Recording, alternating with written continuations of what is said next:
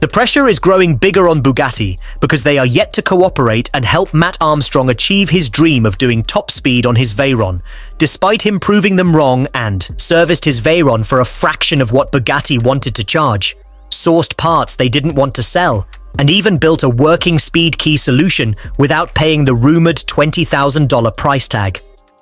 And if you've been following this rebuild from the beginning, you already know why that's becoming a serious problem for Bugatti.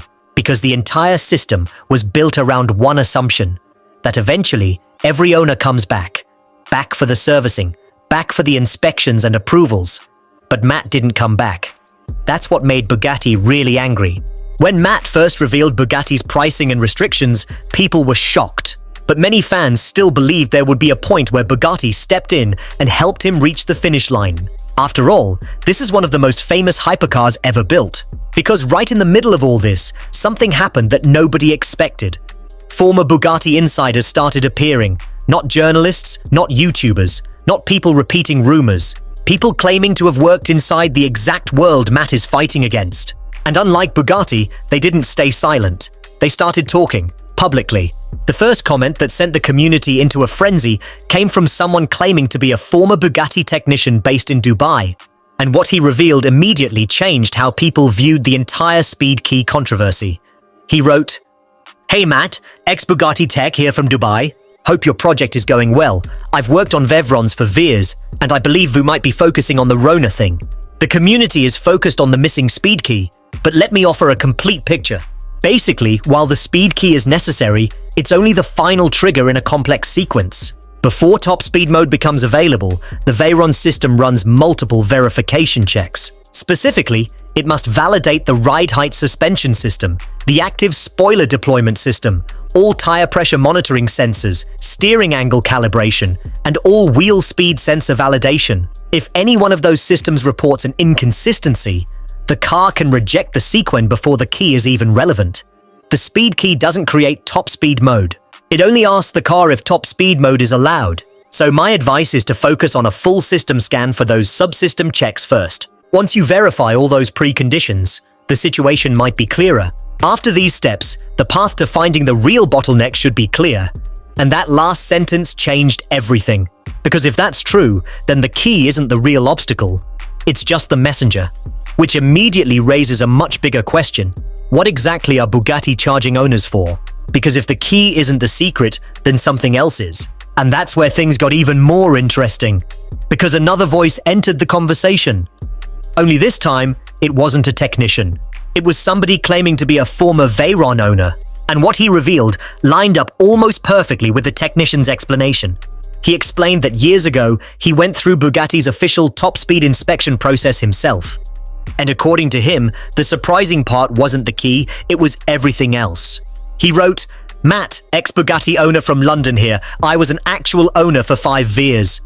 Bugatti came to inspect my car for a top speed run, and what surprised me was how little time they actually spent on the key.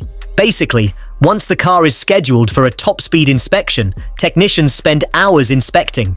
They checked tire manufacturing dates, wheel condition, suspension data, aerodynamic actuators, and all the system logs. Many of the checks appeared to be standard Volkswagen Group diagnostic procedures.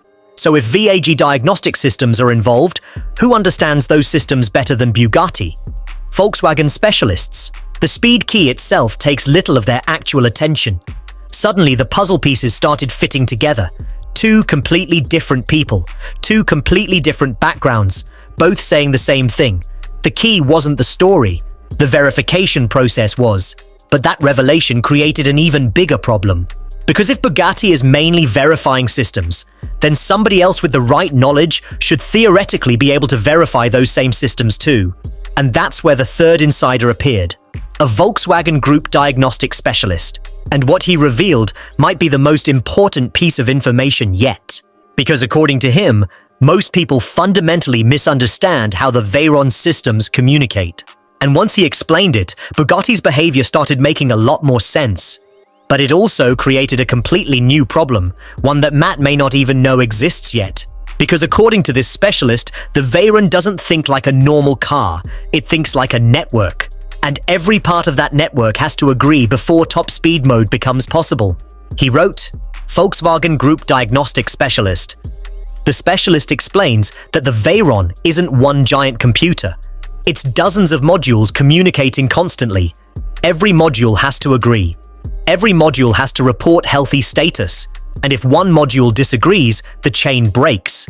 He explains that many owners misunderstand top speed mode. They think it's an unlock. He says it's actually closer to a permission request.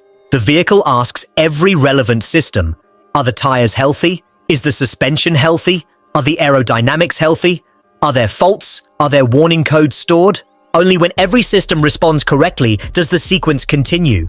Then he drops the biggest revelation so far. A fault that seems completely unrelated can sometimes prevent authorization. Something as simple as a stored communication mismatch. A module that wasn't synchronized properly after repairs. Suddenly, the audience realizes why Bugatti has so difficult. The process may be more complicated than anyone thought. But then he ends with a line that changes everything. Even if every system checks out, there's still one final hurdle. And that's where the biggest insider enters. And suddenly the entire story became much bigger than a speed key. Because if Matt's Veyron has even one system reporting inconsistent information, the car could reject top speed mode despite being mechanically perfect. In reality, it can often be communication. A car can be physically healthy while electronically disagreeing with itself. And that sentence stopped people in their tracks. Because now the question wasn't whether Matt could build a speed key. He already did. The question was whether every system inside the Veyron agreed with itself. And that's where the biggest revelation arrived. And just like that, the entire conversation shifted again. Because for years, people assumed Bugatti's system existed mainly to generate revenue. But this insider was suggesting something more complicated. That Bugatti wasn't simply protecting profits. They were protecting themselves, legally, commercially, reputationally. The engineer continued. Over time, the verification process became deeply connected to the Bugatti service ecosystem.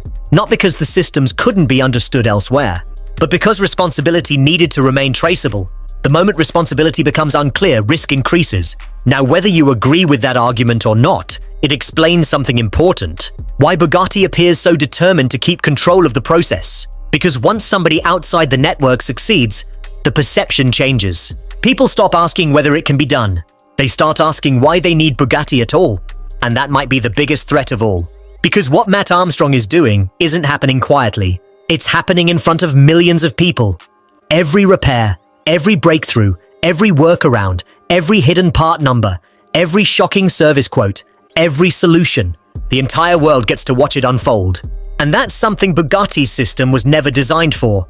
The system was built around information staying inside the network, inside dealerships, inside service centers, inside internal documentation, not inside YouTube videos, not inside comment sections, not inside public discussions watched by millions.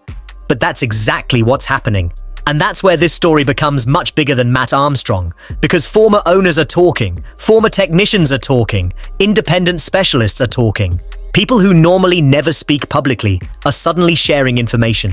And once that information is out there, it becomes impossible to put back in the box. Which brings us to the question nobody wants to answer. What happens if Matt actually succeeds? Think about it.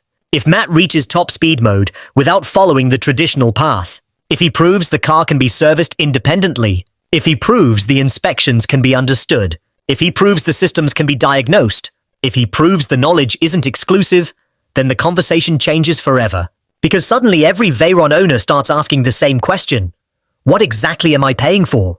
And that's why the pressure is growing, not because of one speed key, not because of one inspection, not because of one YouTube video, but because every step Matt completes weakens the idea that Bugatti is the only path forward.